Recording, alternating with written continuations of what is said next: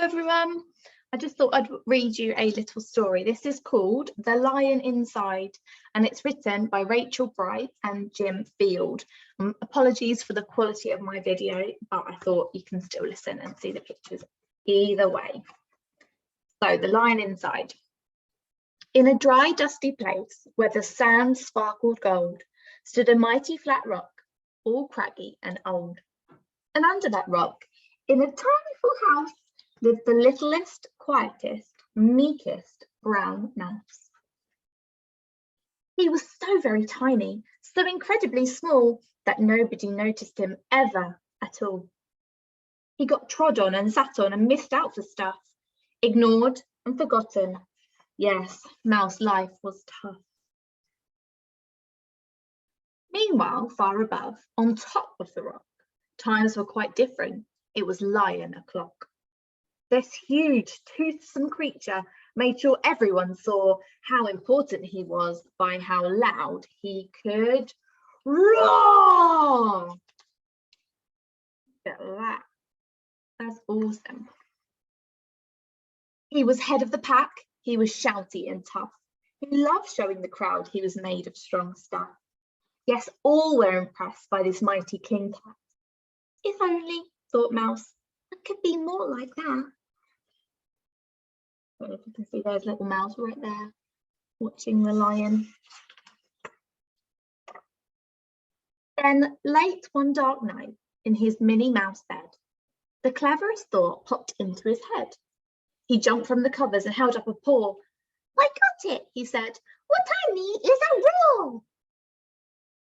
I mean, what if this mouse with the weeniest squeak was a little more grrr and a little less meek? Well, he'd still be the smallest of fuzziest brown mice, but he'd make friends and join in, and life would be nice. Yes, thought the mouse, I must find out how. I'll learn it now. But, oh my gosh, there was only one beast who could teach him this thing, but might make him a feast. It was time to be strong, to take a chance after all. Forever was such a long time to feel small. He made himself brave and he thought like a winner and set off for the top, hoping not to be dinner.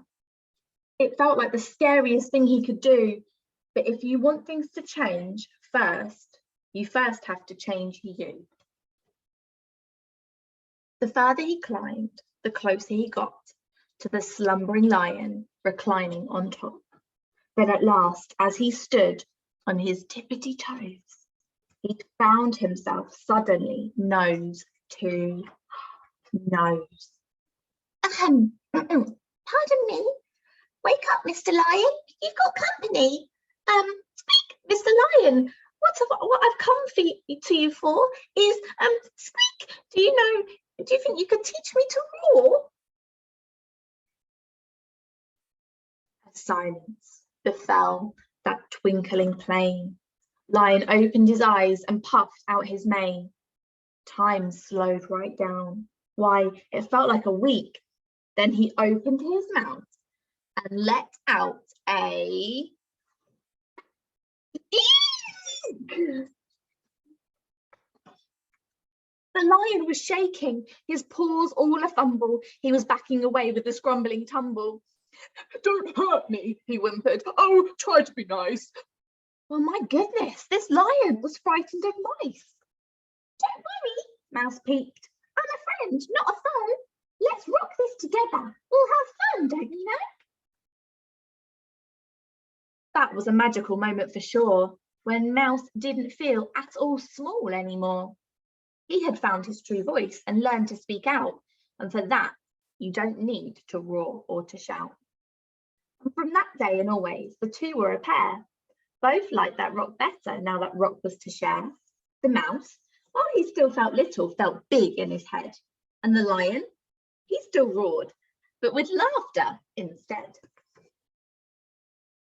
Yes, that day they both learned that no matter your size, we all have a mouse and a lion inside. I like that book. I hope you enjoyed it too.